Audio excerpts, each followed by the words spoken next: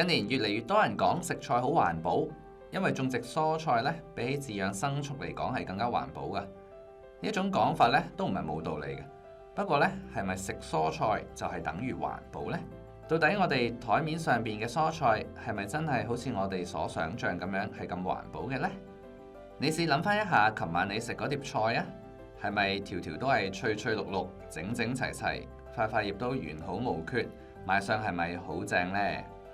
你可能會覺得咁樣先至係正常，但係唔好忘記，大自然裏邊其實有好多動物啊、昆蟲啊，都係會食菜嘅。理論上，農田裏邊應該有好多呢類咁樣嘅生物，將農作物咧當成為糧食，所以照道理，蔬菜裏邊咧應該係有好多窿先啱㗎。但係點解我哋食嘅蔬菜會條條都咁正嘅呢？喺種出呢啲所謂正菜嘅背後，究竟發生咗咩事呢？呢啲咁樣嘅蔬菜背後隱含咗幾多嘅警示同埋啟發呢？ Rachel Carson 卡森喺《寂靜嘅春天》裏邊指出，植物係生命網嘅基礎，植物同埋自然環境啦，同其他植物之間同埋動物之間呢，係有住唇齒相依嘅關係。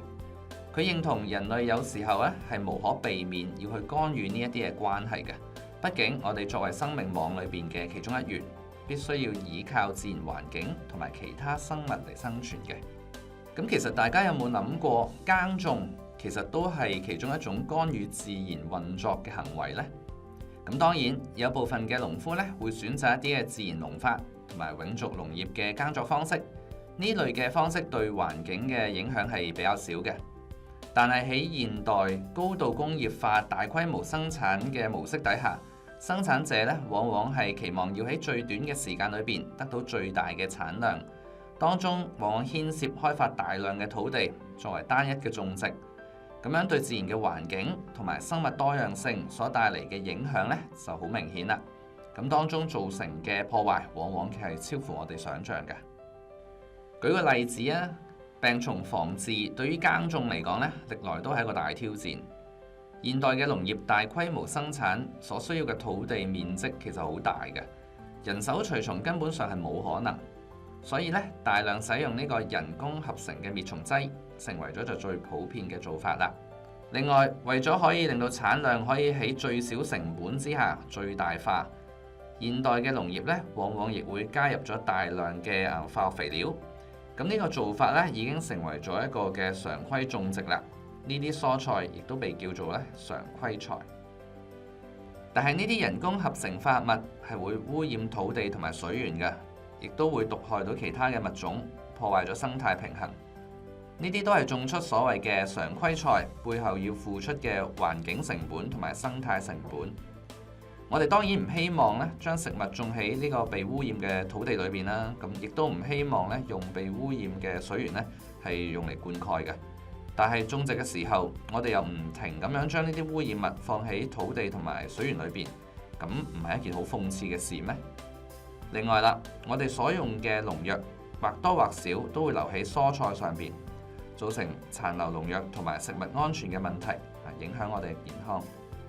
如果你見到你琴晚食嗰碟菜被噴上咗一啲嘅農藥，咁你又會唔會夠膽將佢食落肚呢？要減少用呢個人工化合物嘅話呢，其中一個方法係採取有機耕種。喺細一啲嘅農田裏邊種植，可以用人手除草啦，選擇用天然有機嘅除蟲劑，又或者係利用寂靜的春天裏邊所倡議嘅生物防治。呢啲方法會唔會好一啲呢？種出嚟嘅菜會唔會更加環保呢？如果你認同嘅話，你會唔會選擇買呢一類嘅有機菜呢？好多時候你會聽到最多人講嘅就係話啦，有機菜好貴啊，其他菜平好多。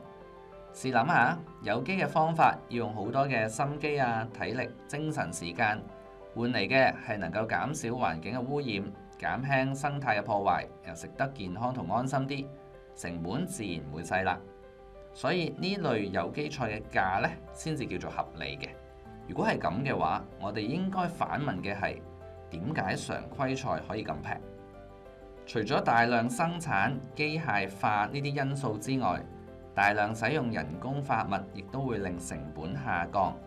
但係你唔好唔記得，要加埋一啲嘅環境成本、生態成本同埋健康成本。常規菜嘅總成本呢，其實相當之高㗎，影響亦都好深遠。但係如果你冇錢嘅話，你只係能夠選擇食常規菜嘅話，咁你覺得你有冇得揀呢？呢個冇得揀嘅背後有咩問題呢？造成呢啲問題嘅原因又係乜嘢呢？大家又可以諗一諗，如果農地嘅面積好大，又真係出現咗大量嘅蟲害嘅話呢，咁到底要點樣搞啦？咁樣嘅生產模式，如果唔用化學除蟲劑可唔可以呢？或者你用生物防治又得唔得呢？又或者係咪選用一啲基因改造嘅作物呢？呢一啲方法又會為大自然同埋我哋帶嚟咩嘅影響呢？咁樣種出嚟嘅蔬菜，你覺得算唔算環保呢？當中嘅好處同埋壞處又點樣平衡呢？唔理你用邊一種嘅方法啦，卡森都提醒我哋干預生命網嘅關係嘅時候，當中嗰個後果呢，可能喺好耐之後，喺天邊嘅一方係會出現嘅，亦都可能會出現一啲我哋唔能夠預計到嘅連鎖反應，最後人類都係要承受後果嘅。人嘅存在必須要依賴自然界其他嘅事物而生存嘅。世界上面各種事物都係相互依存，正如一行禪師咁講，係互即互入嘅存在。當你觀察到蟲蛀嘅時候，咁你又睇唔睇得到自然嘅生態呢？當你觀察到鄭菜嘅時候，你又能唔能夠睇得到環境嘅污染呢？除咗認識種植嘅情況，其實對於蔬菜本身有多啲嘅認識，亦都可以令你咧食得更加環保嘅。就好似識朋友咁樣，我哋都會問下佢個名啊，嚟自邊個國家啦，住喺邊度啊，又或者想了解下佢哋嘅成長故事嘅。咁同樣啦，你知唔知道你琴晚食嗰啲蔬菜叫咩名呢？係菠菜啊、菜心、通菜定係西洋菜呢？有冇豆角啊、甜豆啊？或者咧節瓜、甘筍、絲瓜定係茄子呢？仲有冇薑啊、蔥啊、蒜、辣椒，又或者係雕草啊、迷日香啊、羅勒啊嚟調味呢？呢一啲嘅蔬菜咧，原生地係邊個國家？你又知唔知呢？產地係香港本土啊、中國大陸啊，定係嚟自外國由外國輸入呢？呢一啲嘅產地嘅氣候又係咪符合佢哋所需要嘅生長條件呢？另外啦，你又係咪知道你食嘅蔬菜係嚟自植物嘅邊一部分呢？佢哋係邊一個嘅季節係出產？自然界裏邊所有嘅事物都有佢嘅規律嘅。喺李約瑟嘅文本裏邊，我哋以中國自然哲學嘅角度咧睇天地萬物，亦都有其陰陽變化嘅規律。植物咧係同自然界所有嘅事物都一樣，係有生長嘅週期嘅。唔同嘅時節就會有唔同嘅作物收成。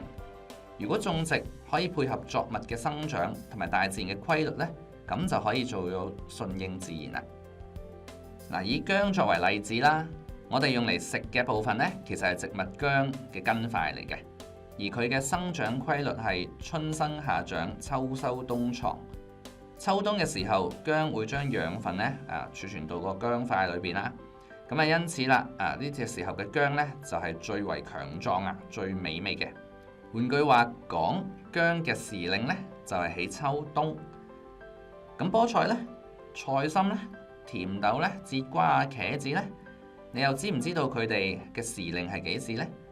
你又知唔知道香港而家有邊一啲嘅時令蔬菜呢？蔬菜喺時令嘅季節一般嚟講係會生長得最為強壯嘅，咁病蟲害自然會少啲啦，亦都唔需要用大量嘅除蟲劑啦。咁最重要其實係只要跟從植物生長所需要嘅時節同埋條件呢，自然就唔需要耗用大量嘅能源呢，人為去製造一啲環境去種植。咁所以選擇去食時令蔬菜，不時不食就更加環保啦。咁相反唔合時令嘅蔬菜呢，就會比較上瘦弱啦，容易多病蟲害啊，咁可能就要用好多嘅除蟲除草劑啦，咁樣會影響生態環境噶。咦，咪住，等等先。有啲嘅菜唔係話全年都有得賣嘅咩？乜嘢時令蔬菜啊？唔係四季蔬菜咩？一年到晚我哋去點菜嘅時候話要點時菜肉片，乜唔係就等於菜心肉片咩？你有冇留意到市場上面一年四季都有賣某一啲嘅蔬菜呢？例如菜心咁樣啦。喺香港，菜心嘅時令呢，一般係喺冬天嘅。但係夏天我哋都係有好多品質唔錯嘅菜心嘅，咁點解呢？除咗培植一啲更加耐熱嘅品種之外啦，就係要喺比較凍嘅地方去種植。咁啊，例如喺中國北方嘅寧夏，然後再運到咧位於中國南方嘅香港啦，以滿足咧大家喺夏天想食菜心一個反時令嘅慾望嘅。呢類咁樣嘅四季蔬菜咧，亦都漸漸咁令我哋失去咗對於時令嘅概念。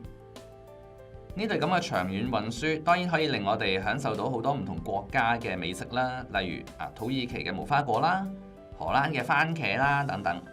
但係要運輸呢一啲咁樣嘅食物過嚟呢，往往咧都要用上好多嘅包裝同埋保護啦，更加需要有一啲嘅添加防腐劑，又或者係要冷凍運輸啊咁樣。當中涉及嘅塑膠原料、碳排放、能源效益、空氣污染啊，同埋其他環境污染嘅問題呢，實在係好值得大家關注嘅。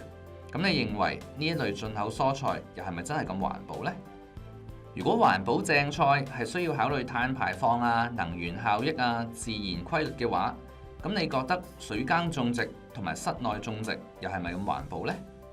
佢哋又有冇咩好處呢？